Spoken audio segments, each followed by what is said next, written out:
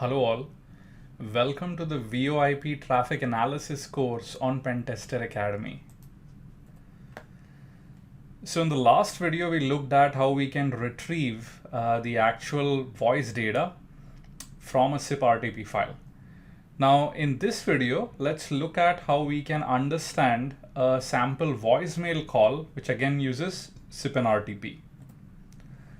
Now, in the case of voicemail, what really happens is, let's say Bob calls the server, or rather Bob sends an invite saying he wants to talk to Alice, but the server knows that at this point Alice is offline, and assuming that Alice has her mailbox configured for voicemail, the server automatically plays the voicemail, welcome message, and then Bob leaves the voicemail for Alice, and then the server disconnects the connection.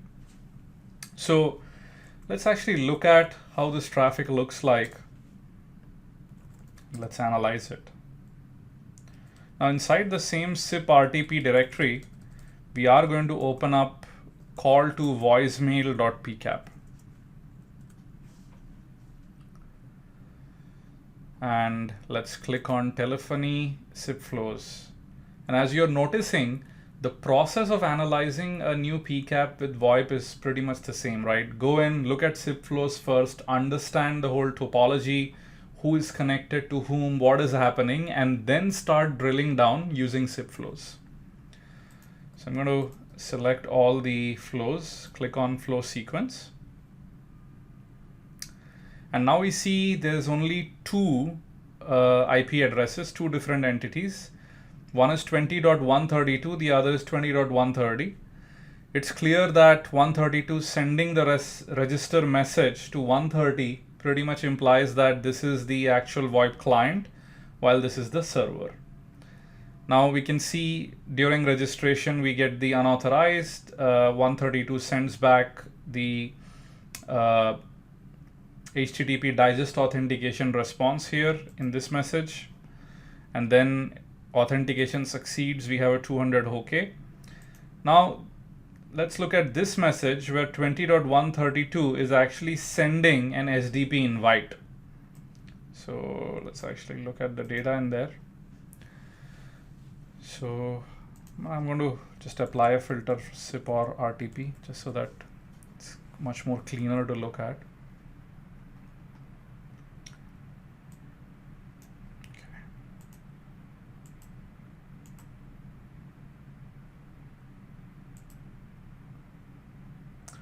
So we can actually see that in this SIP SDP message,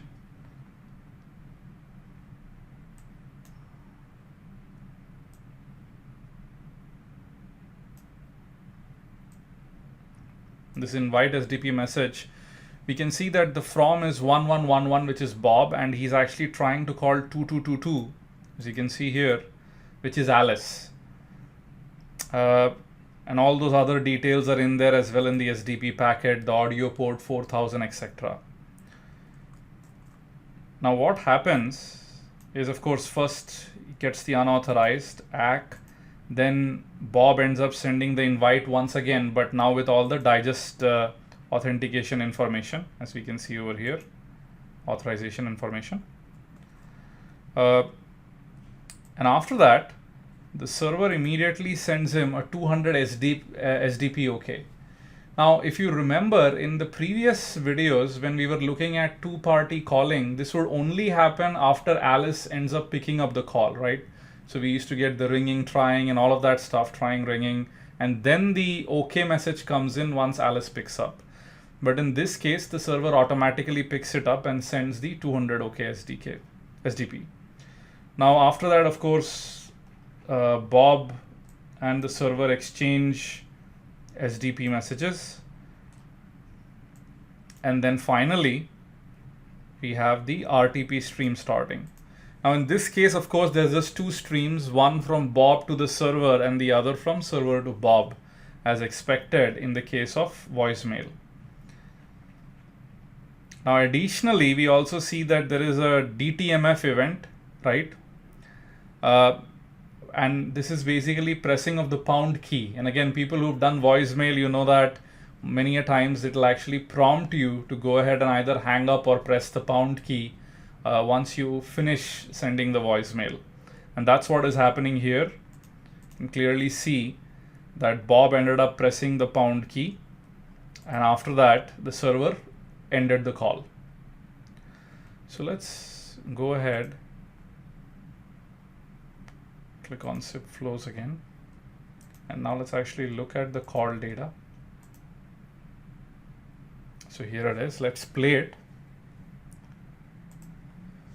The person at extension 2222 is unavailable. Please leave your message after the tone. When done, hang up or press the pound key.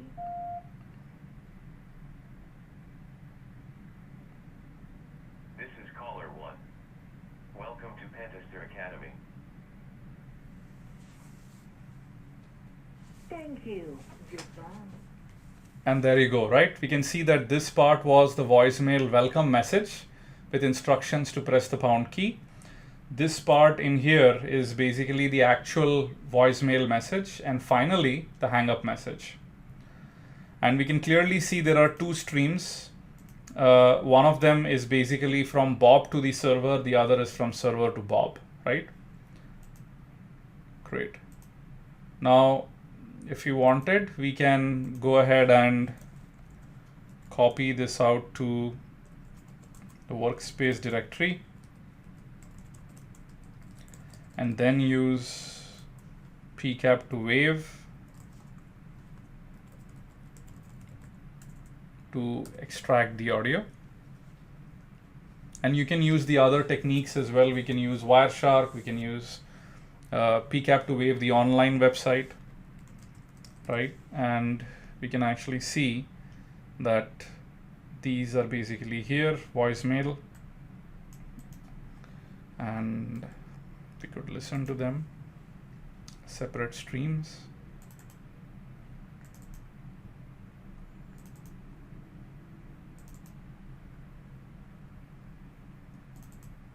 The person at extension 222. So this stream is basically server to Bob. When done, hang up or press the pound key. And you will only hear the server side.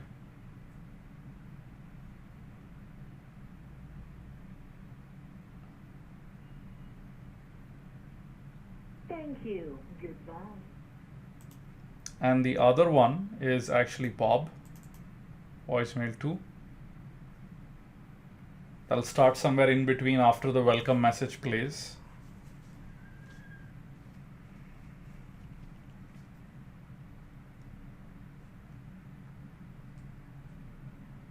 This is caller 1. Welcome to Pentester Academy. And there you go, right? Fantastic. So this is how we can actually analyze a voicemail message. Now there's one little thing which I've left off, which I'll look at in a future video, and that is actually the DTMF pound key, right? We saw that there was a DTMF tone which was getting sent and the pound key was actually pressed, but we'll look at it later. So that's all I had in mind for this video. If you enjoyed, please recommend us. Thank you.